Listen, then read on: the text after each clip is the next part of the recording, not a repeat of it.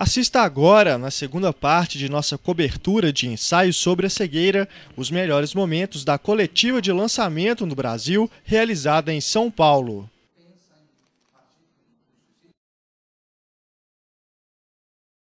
Na verdade, eu escrevi naquele blog que até então estava na 12ª montagem, essa montagem que vocês viram, a 14ª, mas isso é um processo normal em filme. A gente monta, nos outros filmes que eu fiz também, começava com quase 3 horas, e aí você vai cortando, fazendo versão, até jogar fora 40 minutos. E é sempre uma pena, porque você gosta das cenas que você mudou, você acreditou nelas numa hora, mas chega num momento que você assiste no filme inteiro e não funciona. No caso desse filme, eu tirei, na verdade, uma sequência de estupro que era extremamente violenta, e ao mostrar para o público teste, foi uma reação muito forte. As pessoas saíram da sala e eu senti que a cena, ao invés de ajudar o filme, desconectava o espectador do filme. Porque a pessoa ficava meio chocada e ficava contra o filme a partir daquele momento. Então eu acabei tirando.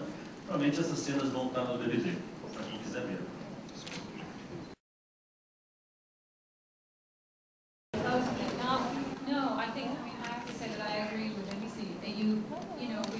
Trust Fernando's vision, and when you work with the director, that's what you do. You try to offer them everything that you can from your perspective, but then the material is turned over to them, and it's left to them to decide how it's going to work in the movie. And they're the only ones who are going to know how the tone is, how each scene is going to play. And I think it's beautiful working with it, so I have no problem. Uma operação assim que era curiosa, a gente tinha que entrar às 2 da manhã, espalhar todo o lixo, filmar a hora que aparecesse a luz e 2 da tarde recolher tudo, tirar o lixo e liberar a cidade. Mas tinha um monte de caminhão, deu certo.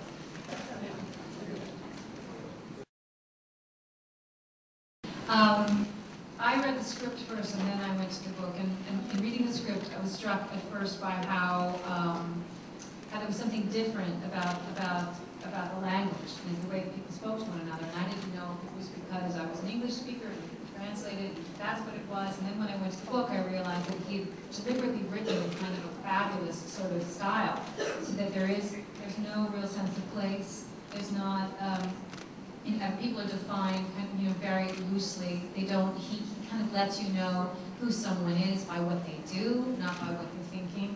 So for me, as an actor, it just proved to be an interesting exercise, and I think it's almost the way we get to know one another in life. You're not, when you meet someone, you're not presented with their history immediately. You just take what faces you.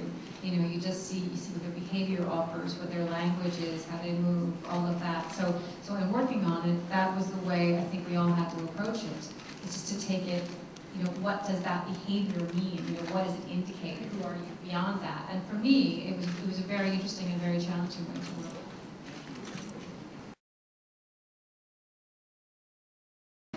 I think the challenge for me with this particular material, it was interesting because I was so interested in Fernando's work within the movies that I saw with the actors, that what you often see in his movies, you don't see a lot of acting. You see people, and it's very, very close to what actual behavior is. So I was very interested in exploring that, and I knew that's what he likes, what he goes for in his films. And then for this character in particular, often when you're working on something as an actor, you have to determine their arc. They start in a certain place and they're going to end up at another place. So therefore, you kind of plot it out. And with this film, I wanted to change it for myself so that I didn't know how my character would react, how my character would get from one place to another. Because I think that's sort of what Saramago was saying in the novel too. It's sort of, you don't know who you're going to be, you don't know what you're going to do. Our expectations are often kind of turned on their ear, they're sort of thwarted. So it was important for me as an actor to keep myself in a place where I didn't feel like I knew what was going to happen to me or to her. So to almost feel to feel like an observer sometimes, and then finally a participant. She is eventually moved to participate because of her sight, but she doesn't go in necessarily straight line. It's not always heroic. It's not ever ideal. It's that thing. You think if somebody pulled a gun in a room, you'd say, how would I react? and you have an expectation of how you react, but it's not necessarily what you would do. So I was trying to keep myself open to the possibility that any